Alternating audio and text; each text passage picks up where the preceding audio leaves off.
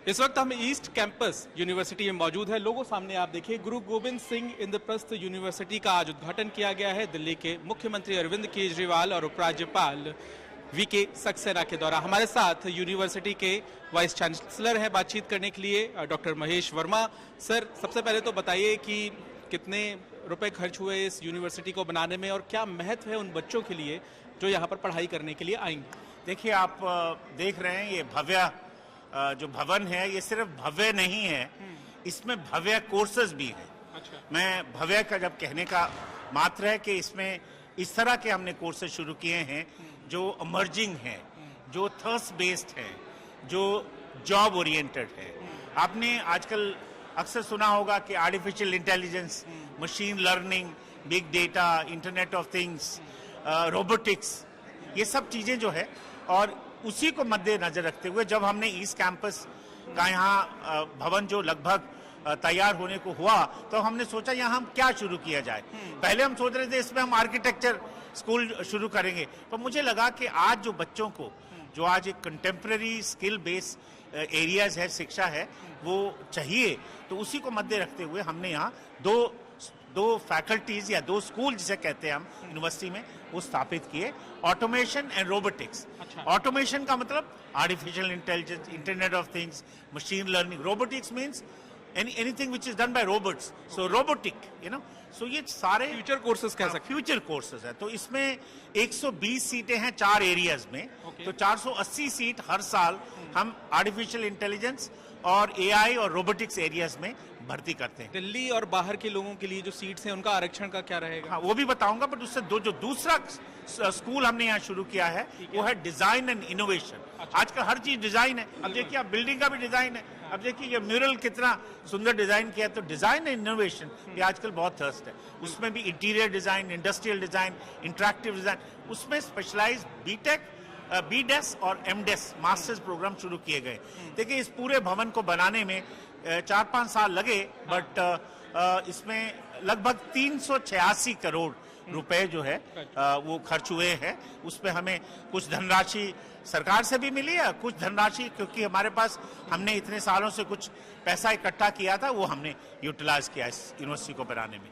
साथ ही किस तरह से आप यहाँ पे बच्चों के एडमिशन और साथ ही साथ यहाँ पे कितने बच्चे एडमिशन ले सकेंगे उस रूप को देख पा रहे हैं? यहाँ प्रोफेसर्स कितने होंगे, टीचर्स कितने होंगे, उनकी भर्ती कैसे होगी? देखिए, ऐसा है कि बच्चे जो लगभग यहाँ 4 सालों में 3,300 बच्चे का इंटेक है एडमिशन का। 2800 सीटें हैं, उसमें 27% ओबीसी की सीटें हैं, 10% लेटरल एंट्री की सीटें हैं जो सेकेंड ईयर में खुल जाती हैं। तो उसको मिला ले हम तो लगभग 3,300, जो बहुत एक बड़ी संख्या होती है, वो हमने यहाँ स्थापित की हैं।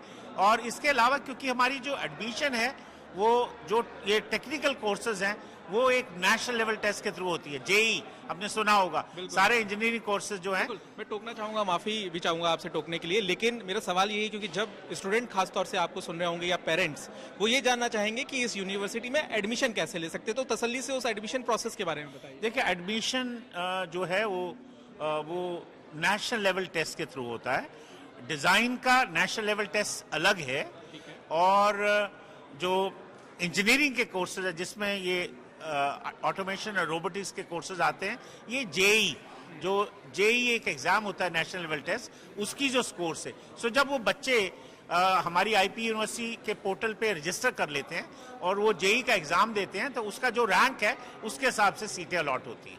तो इसके लिए कोई हम सेपरेट जो है आईपी यूनिवर्सिटी का टेस्ट नहीं करते, उन्हीं कोर्सेज का करते हैं जो कोर्सेज में नेशनल लेवल टेस्ट नहीं है।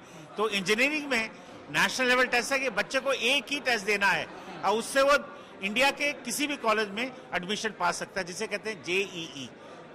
काफी बड़ी जिम्मेदारी आज आपके ऊपर थी क्योंकि आपने जो उद्घाटन करवाया उसमें मुख्यमंत्री, एलजी, सांसद, मंत्री, नेता, विधायक सभी शामिल थे, लेकिन इस दौरान जो कुछ भी हुआ उसे आप किस तरह से देखते हैं? नहीं, देखिए, ऐसा नहीं है, ये तो बिल्कुल छोटमोट कोई छोटी मोटी वो है, बट कोई मनमुटाव नहीं। शिक्षा सबकी है, सबकी साझी है, और ये सब एक प्लेटफॉर्म पे इकट्ठे हुए।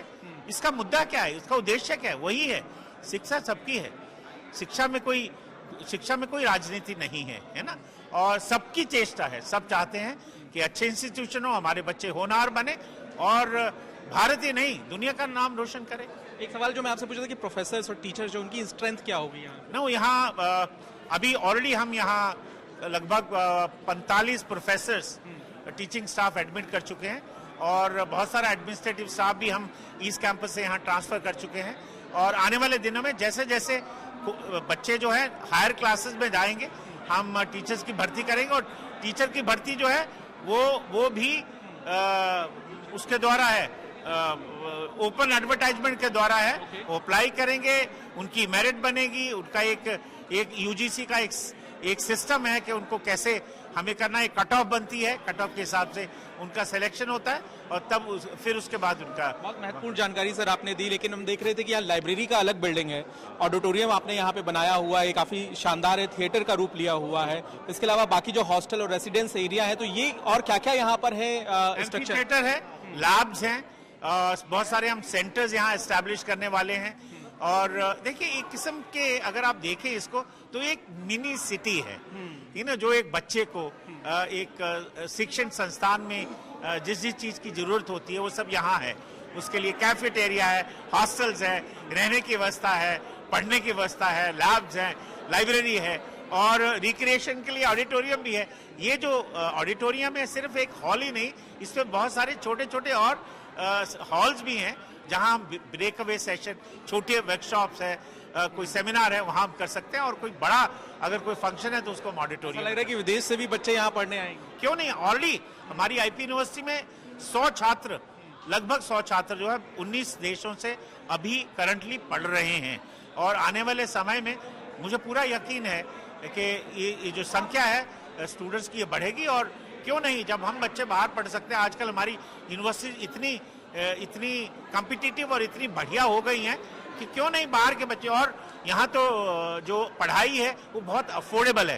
कोई अमेरिका जाता है तो करोड़ों रुपए उसको फीस देनी पड़ती है, यहाँ बहुत चंद हजार रुपए में जो है फीस से बच्चे बहुत उच्च शिक्षा प्राप्त कर सकते हैं। बहुत बहुत धन्यवाद जानकारी देने के लिए। हम तस्वीरें आपको दिखाएं, देखिए यहाँ पर किस तरह से रूप दिया गया है यूनिवर्सिटी के भीतर और जो स्ट्रक्चर है, इंफ्रास्ट्रक्चर है, स्ट्रेंथ है टीचर्स और प्रोफेसर की, वो बेहद यहाँ पे शानदार है। तो देखना ये भी होगा कि जो तमाम बातें कही गई हैं उसमें यूनिवर्सिटी कितनी सफल हो पाती है। लेकिन यहाँ पर जैसा कि दावा किया गया है कि स्टूडेंट्स को जॉब देने की तरफ आगे बढ़ाया जाएगा और साथ ही साथ यहाँ पर जो एडमिशन है वो दिल्ली के जो स्टूडेंट्स होंगे उनको 85% तक आरक्षण मिलेगा। बाहर के जो बच्चे हैं उनके लिए 15% है यह आंकड़ा। तो ऐसी स्थिति में इस यूनिवर्सिटी के जरिए भी कितनी जॉब मिल पाती है इसका भी इंतजार रहेगा।